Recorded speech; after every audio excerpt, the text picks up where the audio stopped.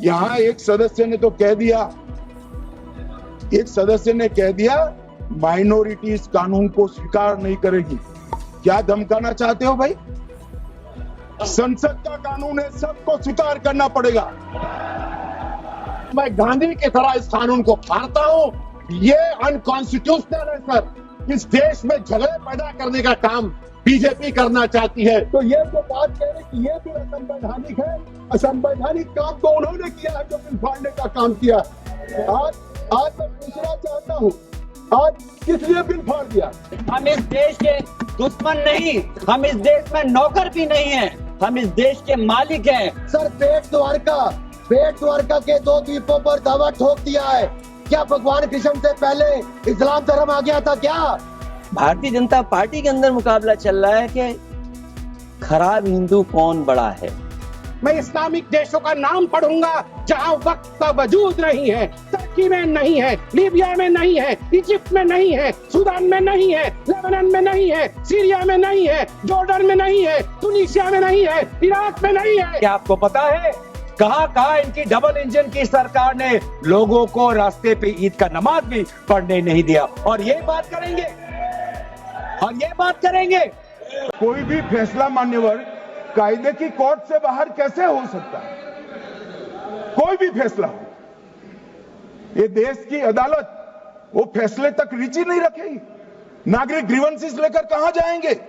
जिसकी भूमि हड़प कर ली गई वो कहां जाएगा? ऐसा नहीं चलेगा। आपकी वोट बैंक के लिए आपने किया था, हम खारिज कर रहे हैं, ऐसा नहीं चलेगा। अदालत में जाइए, जिसको ग्रीवेंसेस है इधर और साइड से, और अदालत न्याय करेगी। न्याय के लिए तो अदालतें बनी हैं। और मान्यवर, यहां एक सदस्य ने कह दिया माइनॉरिटी इस कानून को स्वीकार नहीं करेगी। क्या धमकाना चाहते हो भाई? संसद का कानून है, सबको स्वीकार करना पड़ेगा। स्वीकार नहीं करेंगे मतलब क्या है? कैसे बोल सकते हैं कोई? हम कानून को स्वीकार नहीं करेंगे। एक कानून भारत सरकार का है, हर एक पर बंधन करता होगा और इसको स्वीकार करना पड़ेगा। मैं आपको बताना चाह रहा हूं स्पीकर साहब, ये बिल का मकसद सिर्फ मुसलमानों को जलील और रुस्वा करना है, मुसलमानों को दूसरे दर्जे का शहरी बनाने का इनका मकसद है।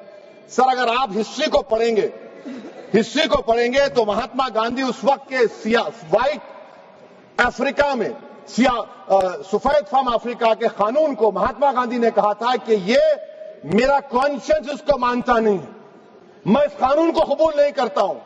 तो महात्मा गांधी ने क्या किया? उन्होंने उस कानून को फाड़ दिया। तो मैं गांधी की तरह इस कानून को फाड़ता हूं। ये अनकॉन्स्टिट्यूशनल है सर। इस देश में झगड़े पैदा करने का काम बीजेपी करना चाहती है मस्जिद और मंदिर के नाम पर, इसीलिए मैं इसका कंडेम करता हूं। अभी भी आपने देखा ओवैसी साहब को कि अभी उन्होंने इस बिल को फाड़ने का काम किया है। तो ये जो बात कह रहे कि ये बिल असंवैधानिक है, असंवैधानिक काम तो उन्होंने किया है जो बिल फाड़ने का काम किया है। आज मैं पूछना चाहता हूं, आज किस लिए बिल फाड़ दिया? उन्होंने कहा, चले गए, मैं पूछना चाहता हूं, उन्होंने कहा कि हमारी 123 प्रॉपर्टी है और साहब हमारे पास डीड नहीं है, उस डीड को हम कैसे देंगे? हमारी प्रॉपर्टी तो मिलेगी नहीं।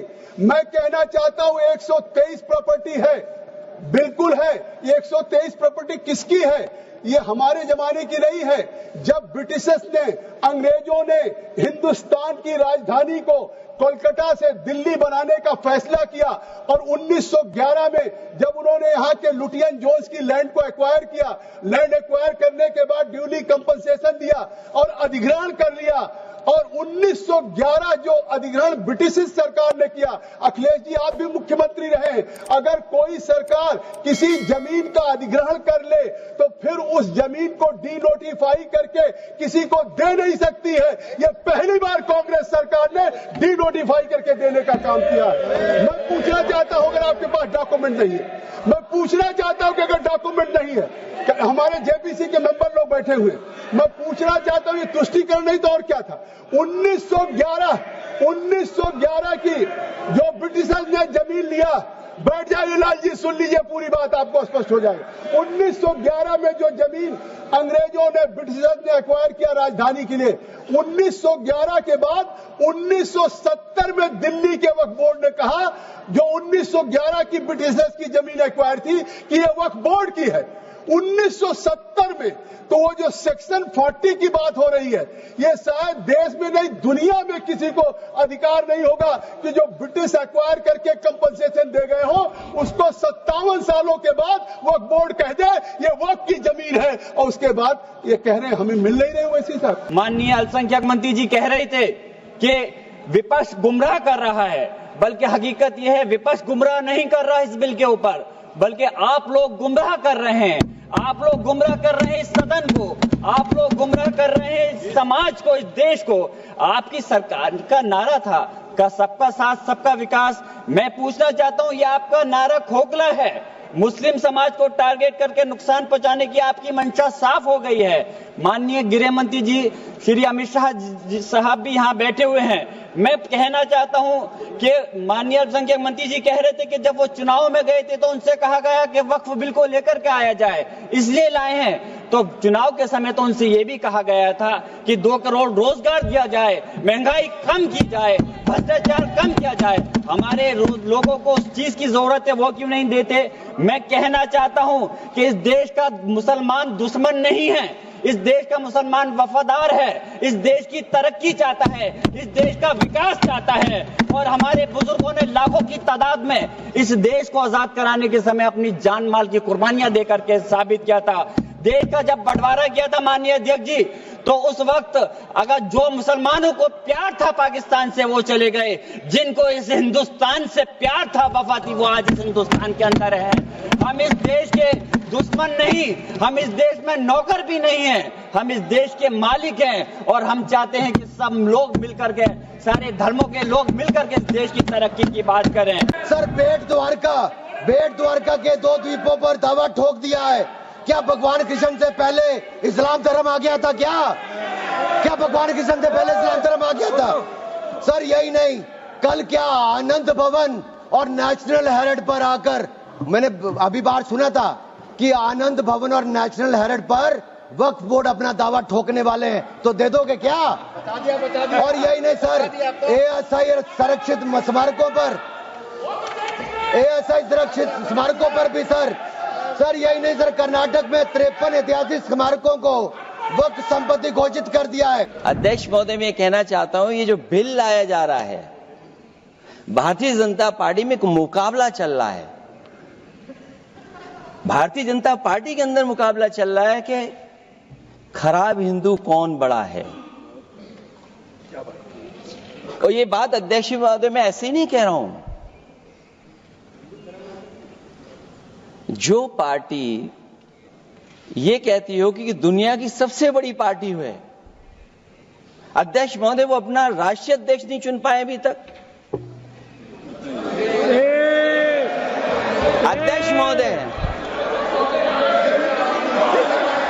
अध्यक्ष महोदय भारतीय जनता पार्टी क्या है?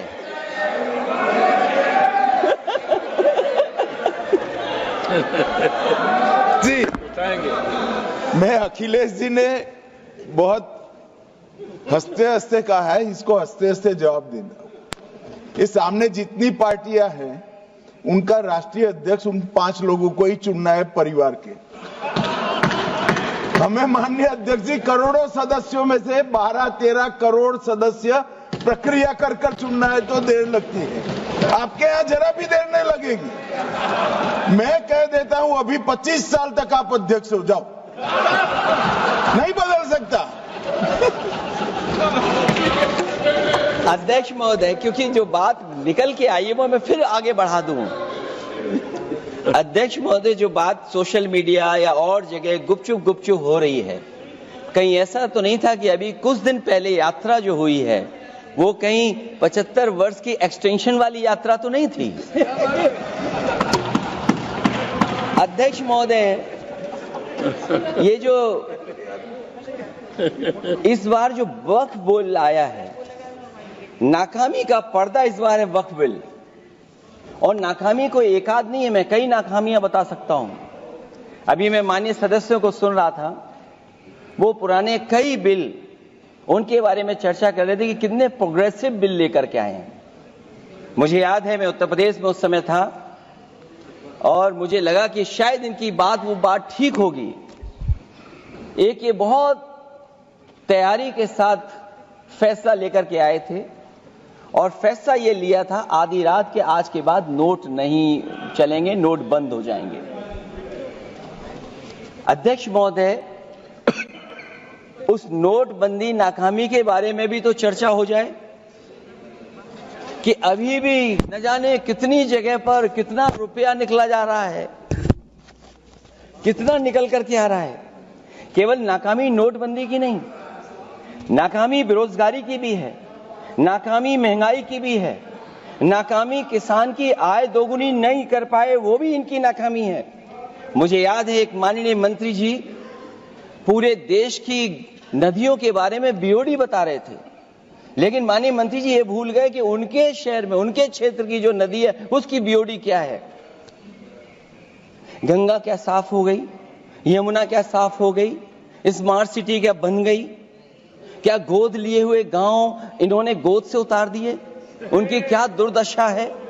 क्या वक्फ प्रॉपर्टी इस्लामिक देशों में है? मैं इस्लामिक देशों का नाम पढ़ूंगा जहां वक्फ का वजूद नहीं है। तुर्की में नहीं है, लीबिया में नहीं है, इजिप्ट में नहीं है, सूडान में नहीं है, लेबनान में नहीं है, सीरिया में नहीं है, जॉर्डन में नहीं है, तुनिसिया में नहीं है, इराक में नहीं है। भारतवर्ष में वक्फ बोर्ड है।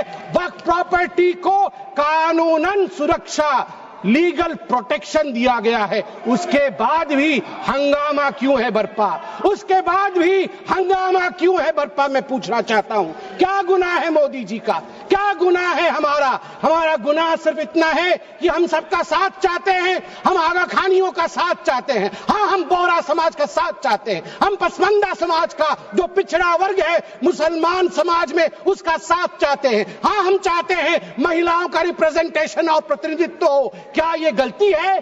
क्या मोदी जी गलती कर रहे हैं? आप बताइए। हम सबका विकास चाहते हैं, हम चाहते हैं वक्फ औलाद के अंतर्गत जब आपकी फैमिली लाइन समाप्त होती हो उस समय अगर एक बेवा हो, उस समय यदि तलाकशुदा महिला हो, उसको नजरअंदाज करते हुए किसी भी कीमत पर प्रॉपर्टी जो है वो वक्फ पे पास नहीं जानी चाहिए।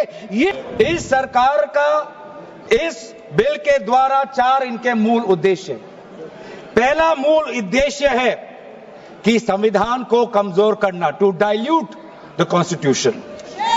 इनका दूसरा उद्देश्य है भ्रम फैलाना, to defame the minority communities of India. इनका तीसरा उद्देश्य है to divide the Indian society. हमेशा एक हमारे बीच में एक लिटिगेशन चलता रहे, मसला और बढ़ता जाए, ये उनका उद्देश्य है। और चौथा इनका उद्देश्य डाइल्यूट, डिफेम, डिवाइड, और चौथा इनका उद्देश्य है to disenfranchise the minority communities. आज माइनॉरिटी कम्युनिटीज के प्रति अपनी संवेदना जता रहे हैं।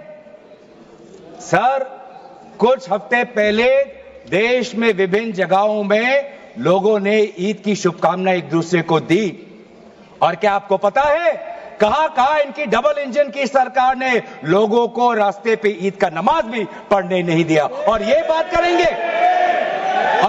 करेंगे आप अल्पसंख्यकों के प्रति अपनी संवेदना जताते हैं।